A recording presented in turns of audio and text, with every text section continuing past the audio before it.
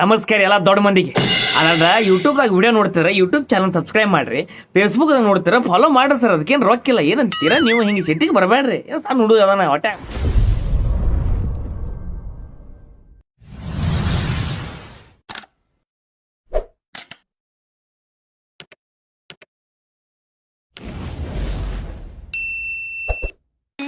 ಹಪ್ಪಳ ಕಚ್ಚಿ ತಿನ್ನಲ್ಲ